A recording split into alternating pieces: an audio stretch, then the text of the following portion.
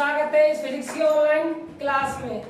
जैसा कि आपको पता होगा, इससे जो पहला वाला लेक्चर था उसमें हमने आवेश निश्चलता का नियम पढ़ा था। ठीक है, तो आज हम स्टडी करने वाले हैं आवेश संरक्षण का नियम के बारे में कि आवेश संरक्षण नियम क्या होता है, कैसे होता है, इसमें क्या काम होता है।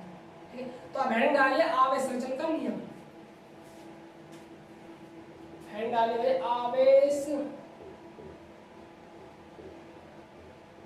संरक्षण का, नाम से पता चल रहा होगा आपका, आपने से 11th क्लास में पढ़ा होगा ऊर्जा संरक्षण नियम। याद है आपको? अरे याद है, नहीं डाल लो। क्या था ऊर्जा संरक्षण नियम? ऊर्जा को न तो उत्पन्न किया जा सकता है और न ही नष्ट किया जा सकता है, एक रूप से दूसरे रूप में परिवर्तित किया जा सकता है। यही काम किसके साथ होने वाला है? आवेश के साथ। देखो जरा कैसे होने वाला है। देखो भाई, मैंने मान लीजिए कांच की छड़ली, याद है घर्षण विधि? अरे याद हो गया आपके, कांच छड़ ली थी और क्या लेते हैं? एक रेशमी कपड़ा, ये लेते हैं, कांच की छड़ लेते हैं और क्या लेते हैं? रेशमी कपड़ा। अभी फिलहाल ये दोनों रेशमी कपड़ा और कांच की छड़ दूर दूर रखी हुई है। ठीक है, माने इस पर क्या आवेश है? 0 आवेश है। इस पर क्या आवेश कितना है? 0। यदि मैंने कुल आवेश की बात करता हूँ तो क्या निकल आएगा बाहर? कुल जोड़ोगे तो आप 0 0 क्या 0 तो आएगा। अब देखो जरा, जैसे मैंने घर्षण स्टार्ट करवाया इनके मध्य, ठीक है, तो क्या होगा भाई? कांच की छड़ पर हमेशा पॉजिटिव आएगा और रेस में कपड़े पर क्या आने वाला है? नेगेटिव आने वाला है। ये आपको पता है प्लस क्यू आ रहा है माइनस क्यू आ रहा है, क्योंकि कांच की छड़ से इलेक्ट्रॉन कहाँ गए हैं? रेस में कपड़े पर। जहां से जाते हैं वहां तो प्लस आता है और जहां पर आते हैं वहां पर माइनस आता है। ऐसा ही क्यों हो रहा है? क्योंकि जो इसके नाभिक और इलेक्ट्रॉन के मध्य जो आकर्षण बल था वो कैसा था? कम था, जिसके कारण यहाँ से इलेक्ट्रॉन निकल कर कहाँ पहुंच गए? रेशमी कपड़े पर पहुंचे। ठीक है, अब देखो आप आगे, सपोज कीजिए यहाँ से 2 इलेक्ट्रॉन बाहर निकल गए तो प्लस 2e और यहाँ पहुंच गए माइनस का 2e। अब जरा सो जोड़ना इनको, कुल आवेश घटना के बाद का आवेश को 0 आएगा। ठीक है, सो माइनस 10 इलेक्ट्रॉन गए होते तो बाहर, प्लस का 10e और यहाँ पर माइनस का 10, कितना जाएगा? 0। तो देखो भाई, ये घटना नहीं कर रहा है जब का आवेश था और यहाँ पर जो घटना हो गई तब का आवेश है। देखो आवेश समान आ रहा है क्या? बिल्कुल साफ से समान आ रहा है। घटना से पहले का आवेश कुल आवेश 0 था और घटना के बाद का कुल आवेश भी क्या है? 0 है। इससे क्या पता चलता है? आवेश की राशि है संरक्षित राशि है। तो कैसे लिख सकते हैं आवेश का नियम? आवेश को न तो उत्पन्न किया सकता है और न ही नष्ट किया जा सकता है, एक वस्तु से दूसरी वस्तु पर स्थानांतरित कर किया जा सकता है। लेकिन शायद ये तो फोटोकॉपी हो जाए किसकी? ऊर्जा संरक्षण नियम की। थोड़ा हम डिफरेंट लिखते हैं। डिफरेंट किस प्रकार? देखो, किसी निकाय का, देखो किसी निकाय का कुल आवेश, किसी निकाय का कुल आवेश सदैव क्या रहता है भाई? संरक्षित रहता है। ये निकाय है, किसी निकाय का कुल आवेश सदैव हमेशा कैसे रहता है भाई? संरक्षित रहता है। इसे आप किसी भी प्रक्रिया द्वारा चेंज नहीं कर सकते भाई। कभी देख लेना, चाहे आप किसी भी प्रक्रिया लगा देना, चेंज नहीं कर सकते। जो घटना से पहले का आवेश रहेगा वही घटना के बाद का आवेश रहेगा। तो देखिए आप इसके नियम लिखिए। इस नियम के अनुसार, इस नियम के अनुसार किसी निकाय का, किसी निकाय का कुल आवेश सदैव संरक्षित रहता है। इसे किसी भी प्रक्रिया द्वारा परिवर्तित नहीं किया जा सकता, नहीं किया जा सकता है। इसे किसी भी प्रक्रिया द्वारा आप चेंज नहीं कर सकते भाई आवेश को। जैसा घटना से पहले जितना आवेश था उतना ही घटना के बाद आवेश रहेगा। ये कौन सा नियम है आपका? ऊर्जा संरक्षण का नियम। कुछ एग्जाम्पल समझते हैं, फिलहाल अपना नोट डाउन कीजिए। भाई गर्मी बहुत ज्यादा पड़ रही है, तेज है। ठीक है, आप तो पंखे की हवा में बैठे होंगे, कोई एसी की हवा में बैठा होगा, नहीं यहाँ तो कुछ नहीं है।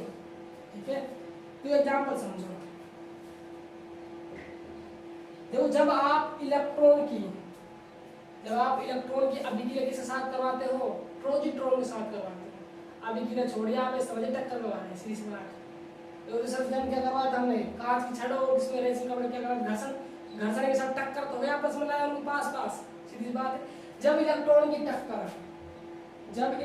टक्कर उसके विपरीत कण, भाई इलेक्ट्रॉन का विपरीत क्या होता है, इलेक्ट्रॉन की टक्कर है ना माइनस है, जब इलेक्ट्रॉन की टक्कर उसके विपरीत कण होता है प्रोजिट्रॉन से करवाई जाती है तो विद्युत विकिरण निकलती है, विद्युत चुंबकीय विकिरण निकलती है, उन्हें गामा से व्यक्त कर रहे हैं। किससे व्यक्त कर रहे हैं, गामा से व्यक्त कर रहे हैं।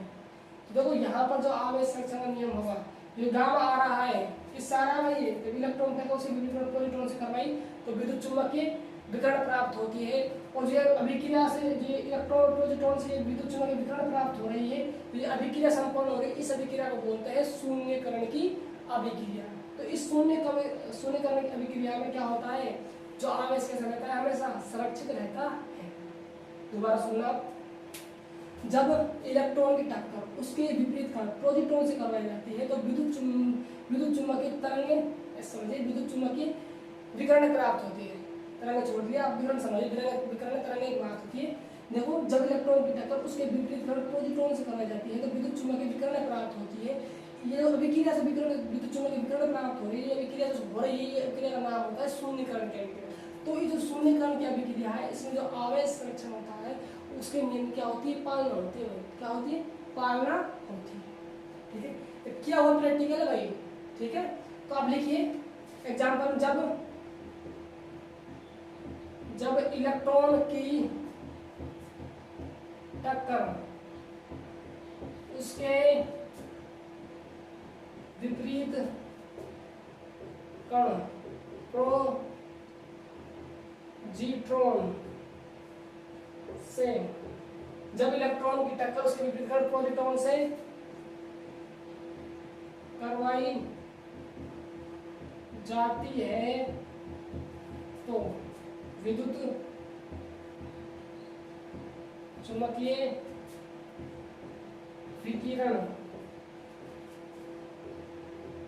प्राप्त होती है। इस शून्यकरण की अभिक्रिया होती है, इसको शून्यकरण की अभिक्रिया बोलते हैं। इस शून्यकरण की अभिक्रिया में आवेश सदैव संरक्षित रहता है। ठीक है भाई, ये क्या हो जाता है, आपका एग्जाम्पल हो जाता है किसका, आवेश संरक्षण का नियम। क्या नियम है, जब इलेक्ट्रॉन की टक्कर उसके विपरीत कण प्रोजिट्रॉन से करवाई जाती है तो विद्युत चुंबकीय विकिरण प्राप्त होती है। इसलिए शून्यकरण की अभिक्रिया में आवेश सदैव क्या रहता है भाई, संरक्षित रहता है।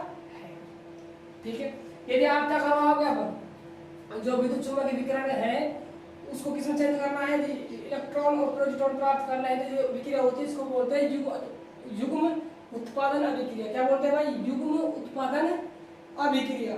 ठीक है, क्या बोलेंगे इसको, युग्म उत्पादन अभिक्रिया। तो कैसे, एग्जांपल, विद्युत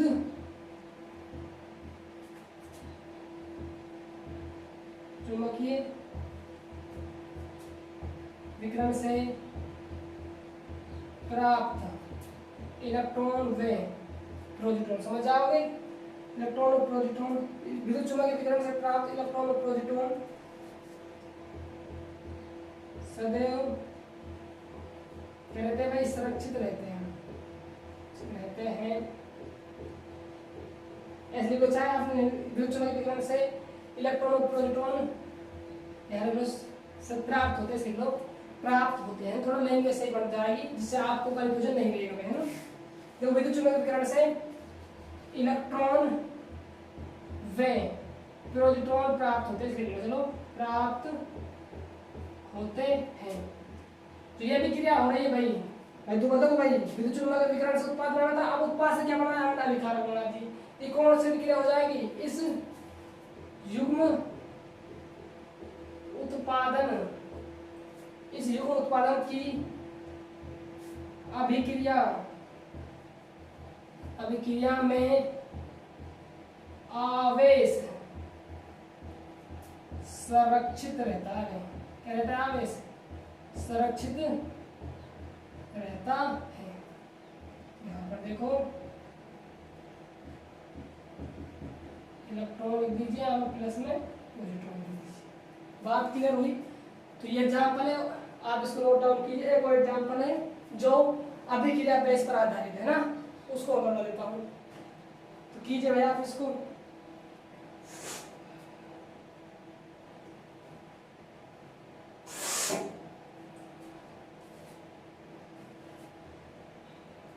ठीक है, पानी पी लेते हैं थोड़ा।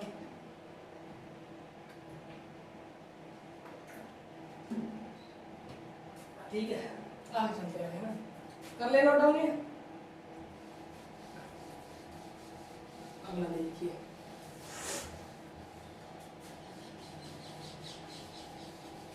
ये तो भाई सिंपल तरीके से एग्जाम्पल थे थोड़ा।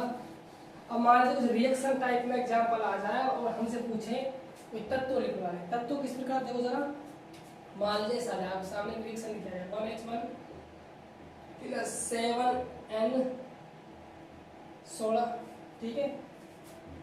यहाँ पर 0N1, ठीक है, प्लस XZA यहाँ लिख लीजिए।